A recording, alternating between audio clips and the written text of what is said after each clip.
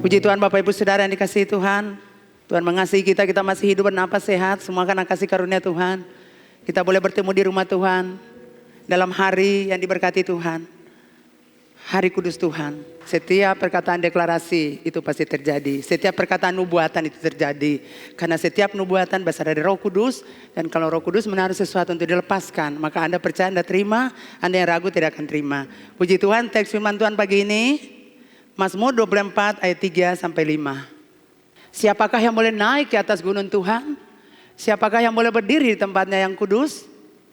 Orang yang bersih tangannya dan murni hatinya, yang tidak menyerahkan dirinya kepada penipuan dan yang tidak bersumpah palsu. Dialah yang akan menerima berkat dari Tuhan dan keadilan dari Allah yang menyelamatkan dia. Puji Tuhan, judul untuk khotbah ini Gunung Tuhan. Saya harap kita semua mengikutinya dengan baik. Kita menangkap firman Tuhan ini, apa yang perlu Anda tangkap itu, dan percaya itu akan terjadi. Jadi tidak boleh main-main dalam beribadah kepada Tuhan. Saya percaya Tuhan ada di sini. Karena setiap kita mengundang Bapa hadir dalam dimensi kekudusan. Dan kekudusan Tuhan ada di sini dan Tuhan akan bergerak. Dan kalau Anda meresponinya, Anda akan menerimanya. Jadi seperti biasa saya selalu bertanya Tuhan apa yang saya mau sampaikan? Pagi-pagi saya menyembah Tuhan. Dengan lagu ini, siapa boleh naik ke gunung Tuhan? Dan Tuhan taruh di hati saya, katakan itu. Nah, ini yang saya sampaikan bagi Bapak Ibu Saudara. Puji Tuhan. Bapak Ibu Saudara yang dikasihi Tuhan, di dalam Alkitab kita menemukan gunung-gunung yang dipakai untuk menggambarkan pertemuan Allah dengan manusia. Contohnya Gunung Sinai, bagaimana Musa bertemu dengan Tuhan. Juga di Gunung Nebo, bagaimana Tuhan izinkan Musa naik untuk melihat tanah perjanjian, tanah yang dijanjikan Tuhan. Kemudian Gunung Karmel, bagaimana Elia berhadapan dengan nabi-nabi Baal dan bagaimana dia berdoa dan bagaimana mujizat Tuhan terjadi. Kemudian Gunung Sion, Gunung Hermon dan segala macam gunung-gunung yang kita baca dalam Alkitab. Nah, firman Allah berkata di hari ini, siapakah yang boleh naik ke gunung Tuhan? Nah, pertanyaan buat kita semua, apa itu gunung Tuhan? Gunung Tuhan berbicara tentang tempat di mana Tuhan berada. Tempat di mana Tuhan bertahta. Tempat yang kudus dan mulia. Gunung Tuhan juga berbicara tentang hadirat Tuhan. Harta kita, kekayaan kita, jabatan kita tidak bisa puaskan kita. Hanya hadirat Tuhan yang puaskan jiwa kita. Dan ini masa di mana Roh Kudus bergerak membawa kita dalam dimensi penyembahan baru untuk menyembah Bapa dalam roh dan kebenaran supaya kita menikmati hadirat Bapa. Dan kalau kita sudah menikmatinya, kita tidak peduli dengan harta kekayaan, berapa banyak uang di deposito kita, berapa banyak harta kita, tidak peduli lagi karena hadirat Tuhan sudah memuaskan tubuh, roh, jiwa kita. Bapak Ibu Saudara yang dikasihi Tuhan, ada tokoh-tokoh dalam Alkitab yang begitu menyukai, mencintai dan merindukan hadirat Tuhan. Nah, saya catat ada 3 tokoh. Yang pertama Yakub. Kejadian 25 ayat 27 berkata, lalu bertambah besarlah kedua anak itu. Esau menjadi seorang yang pandai berburu, seorang yang suka tinggal di padang. Tetapi Yakub adalah seorang yang tenang, yang suka tinggal di kemah. Bapak Ibu Saudara yang dikasihi Tuhan, Yakub ini sangat menyukai hadirat Tuhan.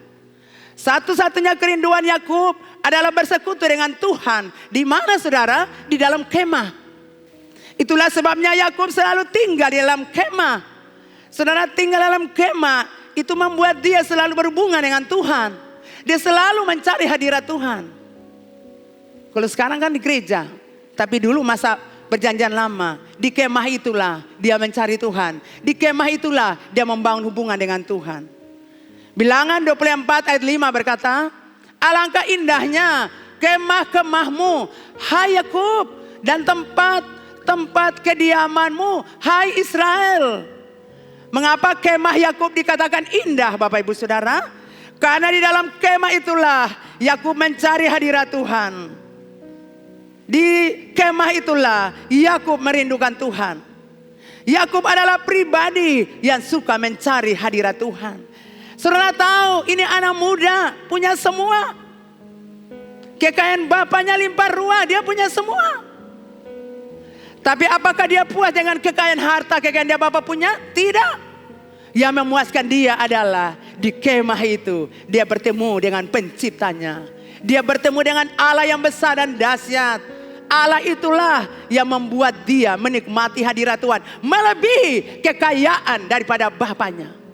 Lewat persekutuannya dengan Tuhan dalam kemah itulah ia bisa merasakan hadirat Tuhan. Ia menikmati Tuhan. Jadi saya harap kalau Anda datang ke gereja, datanglah dengan tujuan, saya mau berjumpa Tuhan. Saya mau bertemu Tuhan. Saudara Bapak Gembala sebelum pergi dia sudah berkata, kita akan masuk dalam dimensi pelayanan yang baru. Ini saudara, gereja bukan tempat buat kekacauan. Gereja bukan tempat untuk Anda cari siapa yang mau dipersalahkan. Gereja bukan tempat Anda datang untuk cari komplotan-komplotan penjahat. Gereja bukan tempat Anda mencari orang-orang yang rusak, komunitas-komunitas yang rusak, yang jahat. Tidak saudara. Gereja tempat kita menyembah Bapa. Gereja tempat kita mencari Bapa. Gereja tempat kita merindukan hadirat Bapa. Saudara tahu kita sudah lelah dengan hidup. Dan hanya Tuhan yang bisa puaskan kita. Jabatan, uang, harta kita, tempat tidur kita yang mewah, sofa kita mungkin kita beli informa, tidak bisa puaskan roh kita. Tidak bisa saudara. Amin. Ini dimensi pelayanan baru yang terjadi di gereja GKRI Hidup Ambon, yaitu merindukan hadirat Bapa. Kita masuk dalam dimensi penyembahan baru, menyembah Bapa dalam roh dan kebenaran. Karena akan terjadi hal besar melalui generasi ini, pemuda. Datanglah dengan kelaparan akan Tuhan. Datanglah dengan kerinduan Tuhan, saya butuh Tuhan, saya perlu Tuhan.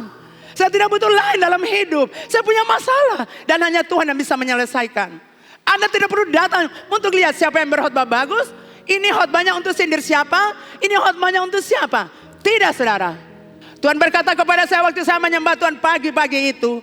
Tuhan berbicara buat saya, Leni, aku telah menaruh perkataan-perkataanku dalam mulutmu. Aku telah menaruh pengajaran-pengajaranmu dalam mulutmu. Tinggal kamu bicarakan pengajaran itu untuk umat Tuhan. Jadi ini yang saya ajarkan buat saudara. Saya tidak berbicara untuk siapapun, tidak. Karena saya tidak punya musuh. Bapak Ibu Saudara yang dikasihi Tuhan. Kemah, kalau kita bicara kemah adalah waktu khusus kita bersama dengan Tuhan. Amin. Jadi kemah itu tempat di mana kita datang kepada Tuhan. Kemah adalah waktu khusus. Kita berhenti dari semua kegiatan kita. Kita datang untuk menyembah Bapa, untuk mencari hadirat Bapa. Sedangkan orang sudah lelah tidak tahu mau apa. Makanya pikiran kacau balau. Kalau Anda sudah lelah, datanglah ke kemah. Datanglah ke kubu pertahanan. Datanglah kepada Tuhan. Supaya Tuhan puaskan saudara. Supaya Tuhan hibur saudara. Supaya saudara tetap segar. Supaya saudara tetap ceria. Supaya saudara tetap bersuka cita. Karena saudara sudah mengalami Tuhan dalam hidup saudara. Kalau Tuhan ada dalam diri kita, kita akan bergerak. Kita senang, kita ceria. Walaupun badai. Di dalam badai, dalam lumpur Tuhan angkat kita. Kalau Tuhan sudah angkat kita dari badai. Kalau Tuhan sudah hadirkan suasana surga. Kita harus menari, meloncat, memuji Tuhan. Kita harus bergerak saudara. Ingat kita adalah generasi Daud. Kita selalu bergirang. Bukan joget-joget yang terarti, tidak. Kita menari dalam penghormatan akan Tuhan, dalam kekudusan. Kalau kita tidak punya waktu khusus dengan Tuhan, maka kita akan menjadi seperti Esau. Esau ditolak oleh Tuhan Allah. Kenapa waktu mau diberkati Esau tidak dapat berkat itu? Karena kerinduan Esau bukan Tuhan Allah yang memberikan berkat. Tapi Esau punya keinginan adalah berburu binatang. Esau suka berburu binatang. Kehidupannya suka berburu itu menunjuk pada kehidupannya suka mencari kesenangan daging. Esau suka tinggal di padang karena tidak ada aturan. Tidak ada aturan untuk dia. Dia hidup bebas di padang gurun. Dia bertindak sesuka hati. Dia mau panah binatang apa saja. Tidak ada orang menasihati dia. Tapi Yakub tinggal di rumah, di kemah. Dia mencari hadirat Bapa. Amin saudara.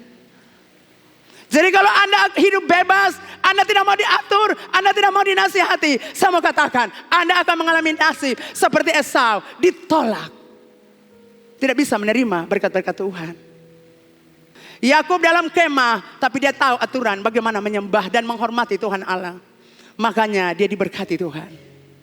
Kesaksian-kesaksian tadi menunjukkan, sekalipun mereka ibadah online, tapi mereka hormati Tuhan. Dan mereka menangkap setiap firman Tuhan yang dilepaskan dalam urapan, dalam kata-kata nubuatan. Pertanyaan saya buat Bapak Ibu Saudara, apa yang menjadi kesukaan Bapak Ibu Saudara saat ini? Kesenangan dagingkah? Atau berdiam diri dalam kemah dan mencari hadirat Tuhan? Wow, Bapak Ibu Saudara yang menjawab. Yang kedua saudara, tokoh yang kedua, Daud. Mazmur 84 ayat 11 berkata, sebab lebih baik satu hari di pelataranmu daripada 1000 hari di tempat lain. Lebih baik berdiri di ambang pintu rumah Allahku daripada diam di kemah-kemah orang fasik. Bapak Ibu Saudara, ini perkataan dari seorang pemazmur, seorang raja. Ucapan ini keluar dari seorang raja yang memiliki semuanya, segalanya. Daud hidup dalam kemewahan. Daud memiliki tahta, Daud memiliki istana, Daud memiliki harta, dan juga banyak istri-istri cantik. Kurang apa sih Daud, saudara? Tetapi bagi Daud, Tuhan adalah segalanya bagi dia. Tuhan bukanlah sekedar Tuhan, tetapi Tuhan adalah kekasih dan pujaan hatinya. Amin, saudara. Jadi Bapak Ibu Saudara, jadikan Tuhan tuh kekasih jiwa keseng. Pujaan hati keseng. Dudu Tuhan, Engkau sangat baik. Engkau amat baik Tuhan. Jadi Bapak Ibu Saudara yang dikasihi Tuhan, ingat prinsip kerajaan Allah, menabur. Kalau Anda tidak menjalankan prinsip ini, Anda hidup terkutuk. Tidak akan diberkati. Anda harus menjalankan prinsip kerajaan Allah. Di gereja ini kita sudah laksanakan. Dan Anda juga di rumah. Itu harus dilaksanakan. Hukum tabur tuai. Anda harus lepaskan berkat. Semakin lepaskan banyak berkat benih-benih itu, maka kita akan menikmati berlipat-lipat kali ganda. Nah Bapak Ibu Saudara yang dikasihi, banyak orang Kristen tidak menyediakan waktu khusus buat Tuhan. Saat hidup pagi hanya singkat dan sekedarnya. Karena mau ke kantor, karena mau urusan bisnis, karena mau shopping. Jadi saat hidup pagi itu singkat saja. Ya sekedar supaya orang tahu kita saat hidup pagi. Bahkan banyak para pelayan Tuhan, bahkan banyak hamba-hamba Tuhan yang lebih suka melayani daripada bersekutu dengan Tuhan untuk mencari hadirat Tuhan. Banyak hamba Tuhan pelayanan sana sini, sana sini, sana sini. Saya pikir kapan mereka tidur ya? Kapan mereka bisa menyembah Bapa ya? Kita harus balance saudara. Melayani pekerjaan Tuhan dan melayani pribadi Tuhan. Ingat, Tuhan itu disenangkan. Tuhan telah menunjukkan buat kita pagi-pagi benar. Firman Allah berkata, pagi-pagi benar Tuhan sudah pergi ke bukit untuk berdoa. Amin saudara. Itu contoh buat kita. Kita harus cari hadirat Bapa dulu. Kita harus menyenangkan Bapa. Kita menerima urapan Bapa dulu. Baru kita pergi ke umat untuk transferkan apa yang kita dapatkan. Jangan Anda bangun muka karisen doa pagi. Pelayanan sana pelayanan sini. Yang Anda taburkan adalah daging. Kelihatannya bagus. Tetapi tidak menyentuh jiwa manusia. Setiap kita diurapi, firman Tuhan dilepaskan, menembusi jiwa manusia. Sekeras apapun hati manusia, firman Tuhan terobos akan. Sekuat-kuatnya pikiran Anda untuk menentang firman, tapi firman Allah diurapi menentang pikiran Anda yang salah dan jahat. Dan menerobos hati Anda yang tidak benar dan buruk.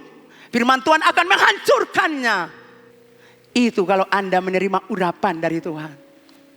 Jadi jangan Anda berjalan bangun pagi langsung jalan. Bangun pagi langsung jalan. Jam ini di sini, jam itu di sana. Jam ini di sini.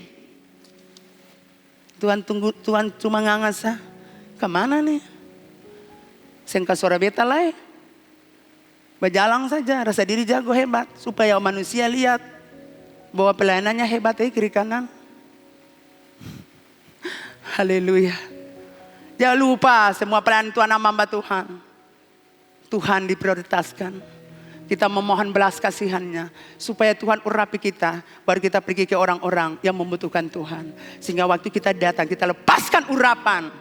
Kita lepaskan damai. Kita lepaskan sukacita. Kita lepaskan pengajaran firman Tuhan. Untuk menembusi kehidupan mereka. Sehingga mereka akan bangkit. Dan bergairah. Dan pola pikir yang salah akan diubahkan. Pola pikir yang keliru akan diubahkan. Nah Bapak Ibu Saudara yang dikasihi Tuhan. Hadirat Tuhan adalah tempat yang terindah dan menyenangkan di dunia ini. Hadirat Tuhan, itulah Tuhan. Jadi kalau saudara berjumpa Tuhan, ada kesenangan di muka bumi ini saudara. Selain di hadirat Tuhan itu. Nah Bapak Ibu Saudara yang dikasihi Tuhan, Mazmur 42 ayat 2 dan 3. Seperti rusa yang merindukan sungai yang berair, demikianlah jiwaku merindukan Engkau ya Allah. Yang ketiga, jiwaku haus kepada Allah. Saudara, ada kehausan, kelaparan yang dalam di hati Daud untuk bertemu Tuhan. Jadi pertanyaan saya buat Bapak Ibu Saudara, anak-anak muda, kau datang dengan hati lapar dan haus akan Tuhan atau tidak? Atau datang supaya jangan pemimpin Omsel Anda tanya kenapa tidak datang? Sekali lagi saya ulangi, kedudukan, popularitas, harta, kerabat, sahabat, pelayanan, dan keluarga tidak bisa menjadi pengganti dari kepuasan hadirat Tuhan. Anda punya keluarga, Anda punya teman, kerabat, sahabat, Anda populer, Anda punya kedudukan. Tapi saya mau bilang, tidak bisa menggantikan rasa sukacita waktu engkau bertemu Tuhan, menikmati hadirat Tuhan. Boleh baku dapat entah hihiho selesai. Tetapi waktu bertemu dengan Tuhan, hadiratnya memenuhi kita.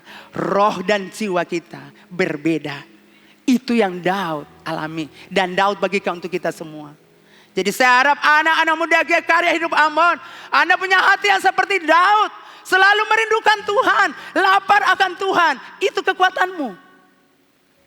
Maukah Anda disebut sebagai orang yang berkenan kepada Tuhan? Kalau Anda mau disebut sebagai orang berkenan kepada Tuhan, maka Anda harus mencintai hadirat Tuhan. Itu rahasianya. Supaya Anda berkenan kepada Tuhan, rahasianya Anda harus mencintai hadirat Tuhan. Dengan mencintai Tuhan, mencintai hadiratnya, Anda berkenan kepada Tuhan. Kalau Tuhan sudah berkenan, apa yang Tuhan semua lepaskan buat saudara? Daud sangat merindukan hadirat Tuhan. Mazmur 122 ayat 1 berkata, aku bersuka cita ketika dikatakan orang kepadaku, mari kita pergi ke rumah Tuhan. Sekali lagi saya mau bilang, Daud tuh kurang apa sih yang bikin dia suka cita? Tinggal duduk lalu istri-istrinya datang, tinggal duduk lalu orang kipas dia, tinggal duduk dia mau bikin apa saja. Tapi dia bilang, aduh beta pengen senang kalau orang ajak beta pergi di rumah Tuhan. Tapi Daud bilang, aku senang, aku bersuka cita, aku bergairah. Kalau orang bilang mari kata pergi karya hidup Ambon, hatiku bersuka bergairah. Amin. Saya harap Bapak Ibu Saudara jemaat hidup Ambon demikian. Aku bersuka cita ketika hari Minggu tiba, karena itulah waktu aku bertemu Bapa. Mazmur 132 ayat 7 berkata, mari kita pergi ke kediamannya, itu ke rumahnya, itu ke gunungnya yang kudus. Itu gunung Tuhan. Supaya kita sujud menyembah pada tumpuan kakinya. Aduh, Daud ini punya hatinya luar biasa saudara. Dia punya hati, tapi dia punya hati yang ada di akang tuh, di tahtanya tuh. Dia punya hati cuma Tuhan saudara. Mari kita pergi ke kediaman Tuhan, ke rumah Tuhan, ke gunung Tuhan. Kita sujud menyembah di tumpuan kaki Tuhan. Begitu rendahnya dia sadar siapa dia. Ini baru bilang orang tahu diri. Karena ini semua Tuhan kasih. Makanya beta harus pikir bertuah rendahkan beta punya hati untuk menyembah Tuhan. Ini orang sudah kaya sedikit mulai topuk dada kiri kanan.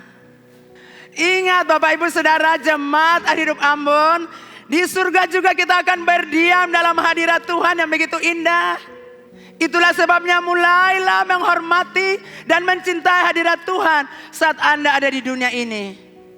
Karena di surga kita akan seperti itu. Menikmati hadirat Tuhan yang indah yang tidak bisa digantikan dengan apapun. Jadi sekarang mulai hormati Tuhan. Mulai cintai hadirat Tuhan. Kalau Anda tidak cintai hadirat Tuhan, siap-siap pergi neraka dengan setan dan roh jahat. Jadi kalau sampai neraka, jangan iri hati lihat katong.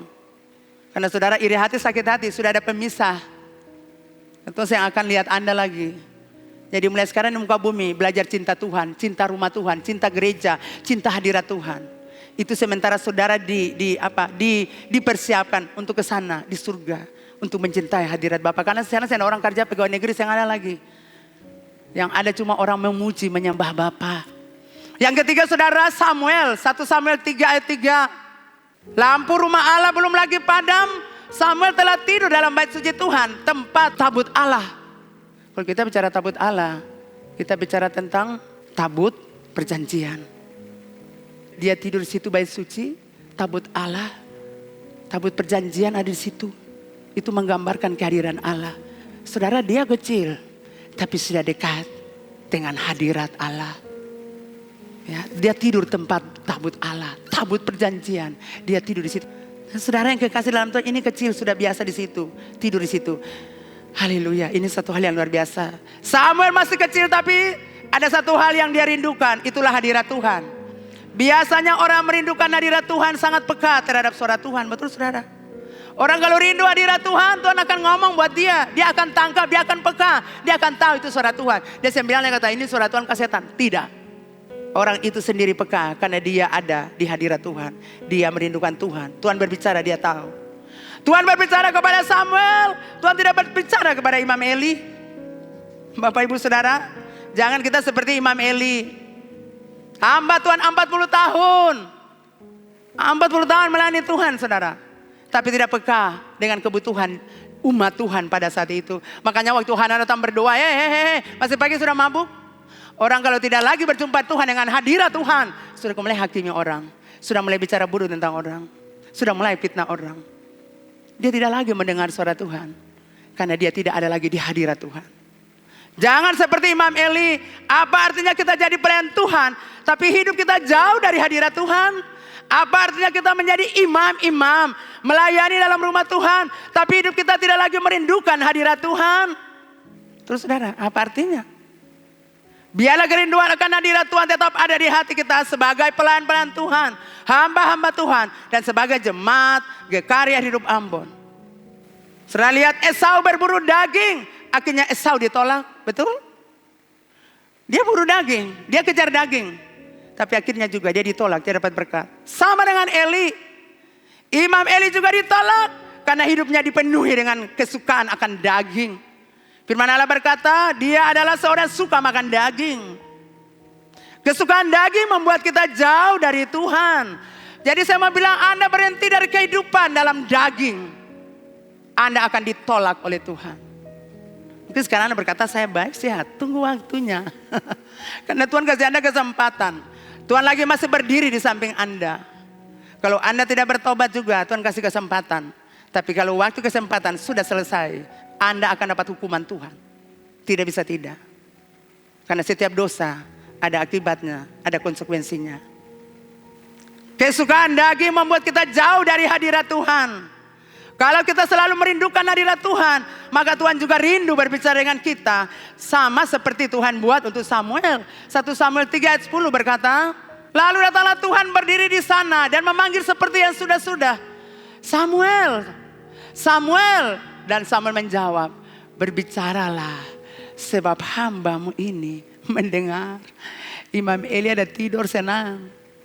Tetapi Tuhan datang untuk seorang anak kecil yang lapar dan haus akan Tuhan. Yang merindukan Tuhan. Tuhan berbicara buat dia tentang hukuman yang akan Tuhan jatuhkan bagi Imam Eli dan keluarga.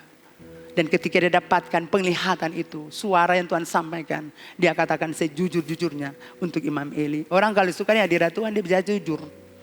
Anda kalau senang di hadirat Tuhan, Anda tidak akan pernah mau berbohong. Anda akan tetap bicara jujur. Apapun kondisinya, Anda akan pertanggungjawabkannya. Jadi dia jujur sama Imam Eli. Iya, Tuhan berbicara, hukuman Tuhan akan datang. Untuk Bapak dengan Bapak punya keluarga yang hidup berdosa. Bapak ibu saudara, hati-hati jangan sampai kesibukan-kesibukan kita, kedagingan kita, kesenangan daging kita, kemalasan kita, kelelahan kita merampas hadirat Tuhan dalam hidup kita. Kita memang punya hadirat Tuhan dalam hidup. Kesukaan berdoa, kesukaan menyembah. Tapi ingat baik-baik Bapak Ibu Saudara. Jangan sampai kesibukan Anda, kedagingan Anda, keinginan hidup dalam daging Anda, kemalasan Anda, kelelahan Anda merampas hadirat Tuhan dalam hidup Anda. Amin Bapak Ibu. Biar sudah capek saya akan buka khotbah-khotbah, saya akan mendengar. Supaya saya dikuatkan. Biarlah. Betul saudara. Karena disitulah kekuatan kita. Kalau sudah lelah lalu saudara tidur susah. Sudah tidak bisa jumpai Tuhan. Saudara senang. Katakan Tuhan, saya butuh Tuhan. Saya perlu Tuhan. Maka saya percaya hadirat Tuhan turun. Sekalipun Anda lagi nyetir mobil dalam mobil. Tuhan, saya butuh Engkau. Saya perlu Engkau. Saya mengasihi Engkau Bapa. Saya percaya Tuhan akan berbicara bagi Anda. Dengan mobil dalam mobil yang sementara Anda bawa. Mungkin Anda tersimpir di samping jalan. Anda akan menyembah Bapa mungkin 1-2 menit. Dan Anda akan lanjutkan perjalanan. Hadirat Tuhan turun ketika Anda undang dia. Entah dalam mobil Anda, di rumah Anda, atau di mana Anda beraktivitas. Hadirat Tuhan itu turun. Selama Anda mengundang Tuhan hadir, dia akan hadir. Dan Anda akan merasakan hadiratnya yang luar biasa. Buatlah komitmen untuk selalu menyukai, mencintai, dan merindukan hadirat Tuhan. Tapi tadi pagi saya bangun, saya baru sadar. Ya Tuhan mau saya berbicara tentang hadirat Tuhan. Saya baru lihat, Tuhan mau untuk jemaat ini diajar untuk masuk dalam hadirat Tuhan. Saudara, dunia ini buat kita semua stres, tertekan, takut, down. Takut dia masa depan, anak-anak, pekerjaan, bisnis. Tapi Tuhan bilang, ajarkan mereka hadiratku. Karena waktu mereka ada di hadiratku, mereka biasa-biasa saja. Tenang dan akan terus melihat mujizat. Jadi saya harap jemaat dari Rupa Ambon menyimak dengan baik, menangkap. Di mana yang untuk poin Anda tangkap, pegang, deklarasikan. Itu akan terjadi. 3 tokoh yang tadi saya sampaikan. Dan itu menjadi bagian kita. Kita belajar untuk selalu merindukan hadirat Tuhan. Nah, untuk naik ke gunung Tuhan ada syarat. Yang pertama saudara, orang itu harus bersih tangannya. Ayat 4a. Orang yang bersih tangannya dan murni hatinya. Siapakah yang boleh naik ke gunung Tuhan? Dia punya jawaban, orang yang bersih tangannya dan murni hatinya. Jadi untuk orang yang mau naik ke gunung Tuhan, orang itu harus bersih tangannya. Ayat 4a. Bapak Ibu Saudara, tangan berbicara tentang tindakan. Bersih tangan artinya melakukan tindakan yang bersih, tindakan yang benar. Bukan melakukan tindakan yang salah, yang tidak benar. Tindakan yang keliru, tindakan yang kotor, tindakan yang tercela dan cemar. Bapak Ibu Saudara, kemarin waktu kami menyembah di sini, saya bicara buat Tuhan, tangan yang kotor itu yang mana? Tangannya harus bersih ya. Jadi tangan kotor ini yang mana? Tangan harus bersih. Berarti tidak boleh kotor. Kotornya di mana Tuhan? Tuhan ngomong buat saya. Saudara, saya dengar suara Tuhan. Tadi pagi saya cari akan lagi. Tuhan bicara buat saya. Yesaya 59 ayat 3. Firman Tuhan dari Yesaya 59 ayat 3. Sebab tanganmu cemar oleh darah dan jarimu oleh kejahatan. Mulutmu mengucapkan dusta, lidahmu menyebut kecurangan. Jadi Tuhan berkata buat saya, tangan yang tidak kudus, tidak bersih, saudara, itu adalah tangan yang cemar oleh darah. Jadi Bapak Ibu Saudara yang kekasih dalam Tuhan Yesus, umat Israel pada waktu itu menggunakan kekerasan. Dalam menghadapi segala persoalan mereka menggunakan kekerasan dengan tangan mereka sehingga mengakibatkan penumpahan darah. Mereka melakukan kekerasan, mereka melakukan tipu muslihat sehingga terjadi penumpahan darah. Jadi tangan mereka tercemar dengan darah. Mereka membunuh orang dengan tangan mereka. Tercemar tangan mereka. Sebelah Tuhan Yesus, terima kasih. Jadi saudara, mari periksa tangan Anda. Adakah Anda melakukan tindakan-tindakan kekerasan secara fisik membuat orang itu berdarah, membuat orang itu terluka? Kalau itu Anda tidak bisa menghadap Tuhan, Anda harus menyelesaikannya. Khususnya bapak-bapak yang kekasih dalam Tuhan, saya minta Anda periksa tangan Anda. Apakah tangan Anda ini bersih atau kotor atau tercemar, terkontaminasi dengan kejahatan? Tangan ini Anda harus angkat di rumah Anda untuk mendoakan istri anak-anak Anda sebagai pemimpin, sebagai imam. Apakah Anda sudah melakukan tanggung jawab ini sebagai bapak, imam, nabi untuk memberkati istri dan anak-anak Anda? Ataukah Anda menggunakan tangan Anda untuk melakukan hal kotor, melakukan tindakan kekerasan secara fisik? Mungkin Anda tampar istri Anda, mungkin Anda pukul istri Anda tampar anak-anak Anda buat kekerasan untuk anak-anak Anda. Semua katakan, itu yang dimaksudkan dengan Tuhan. Anda punya tangan tercemar. Ada darah di tangan Anda, ada celah di tangan Anda. Kalau Anda punya tangan seperti ini, Anda tidak layak naik untuk bertemu Tuhan. Anda tidak bisa layak datang di gunung Tuhan. Anda tidak layak untuk hampiri Tuhan. Itu yang Tuhan bicara buat saya tadi pagi, saudara. Bapak-bapak, kau dengar teriakan istrimu dan anak-anakmu yang menangis? Karena mereka tidak bisa balas engkau. Tapi kau ingat, waktu kamu pukul mereka, Waktu kamu tampar istrimu. Waktu kamu ambil kursi untuk lempar istrimu dan dia terluka. Waktu kamu ambil gelas untuk lempar anak-anakmu supaya mereka terluka. Waktu kamu ambil gelas untuk lempar istrimu supaya terluka. Saudara dengar, saat itulah tanganmu kotor, tercemar, najis. Anda tidak bisa datang. Bapa, aku datang. Karena tanganmu penuh darah. Kau lakukan kekerasan. Saya harap bapak-bapak tidak lakukan kekerasan. Anak-anak muda yang lagi kasmaran. Masihkah Anda melakukan tindakan kekerasan fisik bagi pacar Anda? Jangan gunakan tangan Anda untuk menampar pacarmu, memukul dia. Kalau laki-laki model begitu ada, wanita-wanita GKRI Hidup Aman mendengar, saya katakan buat Anda, pergi dari dia. Dia bukan tulang rusukmu. Dan saya mau katakan untuk anak-anak GKRI Air Hidup Ambon yang laki-laki. Ketika kau tampar itu, kamu punya pacar. Tanganmu tercemar. Dan engkau tidak bisa melayani Tuhan Allah. Siapapun Anda. Tanganmu kotor. Tuhan lihat ada noda. Dan Anda tidak bisa datang. Siapa boleh naik ke gunung Tuhan? Saat kau datang Tuhan begini. Tapi waktu kau datang, siapa boleh naik? Kudus, kudus Tuhan. Tuhan balik belakang untuk Anda. Karena Anda jahat, tidak pantas Anda bilang Tuhan itu kudus. Anda jahat, tidak pantas Anda bilang Tuhan itu baik. Jadi bapak-bapak GKRI Air Hidup Ambon, saya ulangi lagi. Anda berhenti dari tindakan untuk memukul istri Anda.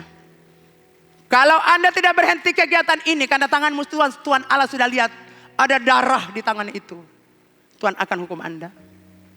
Jadi saya bilang berhenti. Istrimu pantas untuk dihormati dan dihargai. Saya tidak bilang seseorang ya, tidak. Tapi tadi pagi Tuhan bicara buat saya. Sudah tahu, saya sudah susun khotbah biar Jumat lagi. Biar hari Sabtu, setiap pagi mau ke gereja, saya harus bangun lebih awal. Saya harus tanya Tuhan, ya Tuhan, apa lagi yang saya mau bilang. Dan waktu saya sampai di tangan yang penuh darah, Tuhan bilang bicara per bapak-bapak, laki-laki. Karena tangan Anda penuh darah. Bagaimana Anda datang Tuhan berkati saya, rumah tangga saya, istri saya, usaha-usaha saya. Tuhan bilang periksa saya pun tangan tuh. Tapi saya percaya jemaat Air Ambon tidak demikian. Kalau Anda buat begitu, sebagai pemimpin saya sedih saudara. Karena saya berpikir kenapa sih Anda tidak bisa berubah. Kapan saudara hidup dengan istri Anda di muka bumi? Anda belum merasa. Bagaimana kalau Anda sakit? Istri Anda tampar itu. Dia datang layani Anda. Kalau kudis terus. Tuhan bilang nanti beta kirim lagi. Kaskadu Naoman sepun tangan lagi. Sampai tangan tuh putus sekali. Tangan yang pukul istri tuh putus sekali. Anda bertindak karena istri Anda tidak melawan Anda. Dia menghormati Anda. Karena dia tahu kebenaran, dia harus tunduk. Itu bukan berarti Anda menang. Saat istrimu menangis, Tuhan Allah tampung air matanya. Karena kau berlaku tidak adil buat dia. Dia pantas untuk dihormati, dicintai, dia penolong. Anda itu lemah. Istri Anda itu kuat. Makanya Tuhan Allah kasih untuk tolong Anda. Jadi Anda kembali menghormati istri Anda. Supaya waktu Anda berdoa, surga terbuka. Karena tidak ada noda darah di tangan Anda. Siapapun Anda. Engkau telah mencemarkan tanganmu.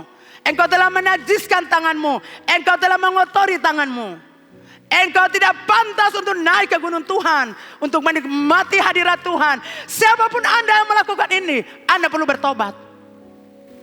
Mulai hari ini tangan bilang Tuhan bersihkan. Hidup dalam kekudusan. Karena tidak lama kita akan digiring masuk dalam kekekalan. Bertemu Raja di atas segala raja. Keindahan surga melebihi segala di muka bumi. Sebab itu rindukan Tuhan. Yang kedua, siapakah yang harus naik ke gunung Tuhan? Orang itu harus murni hati, ayat 4a. Artinya orang itu harus tulus. Tidak ada niat jahat, tidak ada kemunafikan di hatinya. Hatinya murni. Orang murni hati itu transparan, saudara. Tidak ada sesuatu yang disembunyikan. Orang yang murni hati itu apa adanya. Dia tidak sembunyikan sesuatu. Orang yang murni hati itu orang yang memiliki integritas, dia jujur. Jadi jadilah orang yang murni hati, jaga hati itu. Jangan niat jahat waktu laki marah sumpah maki. Jangan niat jahat di hati. Hati harus dijaga. Layani suami dengan baik. Pemimpin di kantor bikin anak macam-macam. Layanilah dengan baik. Karena satu saat Anda juga naik jadi pemimpin. Yang ketiga, orang itu bukan penipu. Ayat 4b. Yang tidak menyerahkan dirinya kepada penipuan. Dan yang tidak bersumpah palsu. Bapak ibu saudara yang dikasihi Tuhan. Orang yang suka menipu bersembunyi di balik kebaikannya. Padahal itu adalah kepalsuan. Orang yang menipu suka menipu sesamanya dengan siasat jahat. Menjebak dan menghancurkan sesama. Entah secara terbuka maupun sembunyi-sembunyi. Nah, penipuan di zaman ini terjadi di mana-mana, saudara. Di rumah anak-anak bohong orang tua, laki bohong istri, di lingkungan juga begitu. Tempat pekerjaan, tempat bisnis, bahkan gereja, saudara, orang menipu. Banyak orang jatuh dalam dosa penipuan. Mereka gunakan cara-cara yang salah yang setan tawarkan bagi mereka. Uang, harta, kekayaan, rumah, pekerjaan, mobil, kekuasaan, ketenaran, wanita-wanita cantik, pria-pria berduit.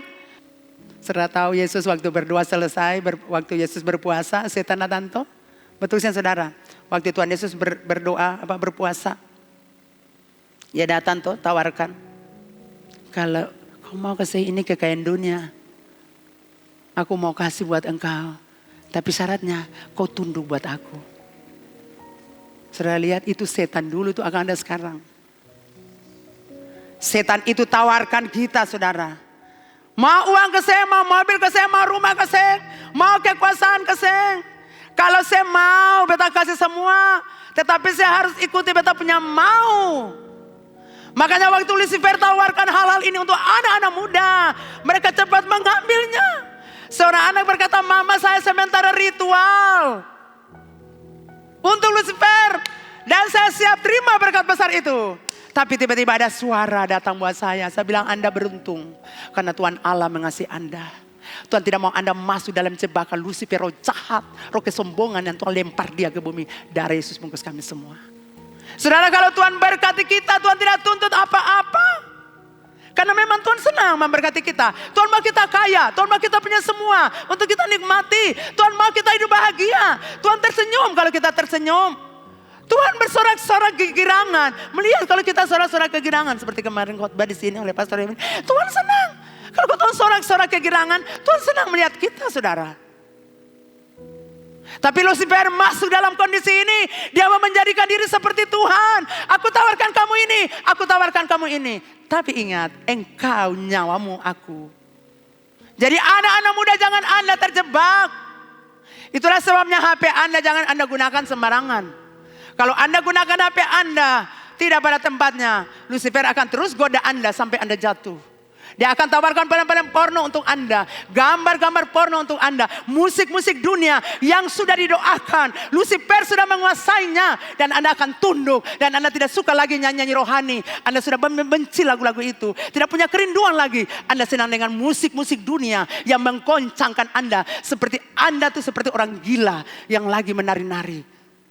Jadi hati-hati dengan kerja Lucifer di masa ini, saudara. Dia menawarkan Anda untuk dapatkan semua. Tetapi dengan cara-cara yang salah. Orang dunia termasuk banyak anak-anak Tuhan. Sementara berjuang untuk mendapatkan semua yang saya bilang tadi. Harta, kekayaan, mobil, rumah mewah. Semua orang ingin mendapatkannya, termasuk dalamnya anak-anak Tuhan. Supaya mereka populer. Supaya mereka terkenal. Dan terhormat. Jadi sekali lagi ingat Tuhan Yesus waktu digoda. Waktu ia berpuasa. Tuhan menawarkan kepadanya kekayaan dunia. Tapi tunduk buat aku. Yesus berkata. Ada tertulis. Pergi engkau harus menyembah Allah. Jadi saya harap anak muda dengar firman Tuhan. Lalu bikin akan sudah dengar akan baik. Kalau tawaran setan ada datang tidak. Nanti yang berkati saya itu Tuhan. Allahku yang aku sembah dalam Yesus. Dosa penipuan itu dimulai dari awal mula. Adam dan Hawa di Taman Eden. Penipuan selalu ada. Dan saya mau katakan buat Anda, Allah tidak tertarik dengan orang-orang yang suka menipu. Saya harap hari ini Anda dilepaskan semuanya. Karena kalau Anda seperti itu, Anda datang kepada Tuhan, Anda tidak akan pernah dapatkan sesuatu. Karena hadirat Tuhan itu kudus. Sudah dengar? Yang keempat, orang yang suka bersumpah palsu. Angkat sumpah untuk benarkan diri, padahal semuanya adalah kepalsuan. Sudah salah tapi beta sumpah ya. Di hadapan orang-orang dan di hadapan hamba Tuhan, Anda bersumpah setia, padahal semuanya hanyalah kedok. Jangan bersumpah saudara. Firman Tuhan bilang, kalau ya, katakan ya. Kalau ya, katakan ya. Kalau tidak, katakan tidak. Jangan bilang, beta bersumpah. Karena selebih dari itu berasal dari setan. Jujur saudara. Saudara, saya harap saudara jujur. Karena saya percaya berkat hari ini akan dilepaskan. Saya mengerti saudara. Seseorang datang buat saya, dia menangis buat saya. Saya bilang, saya kenal kamu, saya tahu. Saudara jemaat, kira saya tidak tahu saudara. Saya berdoa untuk saudara tiap saat. Saya berdiri di hadapan Tuhan, berdoa untuk saudara. Saya menangis untuk Tuhan buat saudara. Saya ingin hari ini semua terputus, terbebas. Supaya saudara datang mengalami hadirat. Dan bukan saja hadirat, berkat Tuhan ada. Dan saya mau saudara jujur semuanya. Bereskan semuanya. Saya mau saudara menikmati hidup diberkati di muka bumi. Saya berkata untuk ibu, saya tahu Anda susah. Saya mengerti kesusahan Anda. Betul, kalau kondisi begini, saya tahu mau bikin apa. Pergi di sini. Betul, itu betul. Itu manusiawi. Tapi saya mau ajarkan Anda jalan Tuhan. Bisakah Anda bertahan sebentar? Jangan lakukan itu lagi. Bisakah Anda bertahan sebentar? Anda mulai cari Tuhan. Anda mulai menangis. Anda bilang hati itu yang ada di hati. Bilang buat Tuhan. Tuhan pasti bergerak di hatimu yang hancur. Dan menolongmu. Beta mengerti saudara, beta sayang saudara. Tidak gampang kondisi ini. Saudara mengalami hidup yang sukar. Pekerjaan saudara, bisnis saudara. Apalagi proyek-proyek saudara. Itu sulit saudara. Saudara seperti merasa, aduh mau hidup juga tidak bisa, mau mati juga takut. Saya merasa semua itu saudara tidak gampang bagi saudara. Tapi saya tahu Tuhan ada buat saudara. Tuhan bilang, siapa yang mau untuk menerima berkat, yang mau naik ketemu beta. Beta ini ada, beta siap terima. Tetapi kalau saya punya tangan kotor, saya punya hati tidak benar, saya sumpah palsu, saya bohong. Selesaikan akan dulu, lalu saya datang par beta. Beta mau pulihkan, saya datang berkati saya. Itu yang Tuhan mau bilang. Amin, saudara diberkati. Jadi ini untuk kita semua. Bukan untuk satu orang, untuk kita semua yang ada di tempat ini. Daud berkata, siapakah yang berdiri di tempat kudus? Siapa yang mau berdiri saudara? Karena Allah kita itu kudus, maka kita harus kudus. Bapak ibu saudara, kudus adalah kondisi atau atmosfer di mana Tuhan dapat bergerak dengan bebas. Tuhan dapat dilihat dan Tuhan dapat dialami.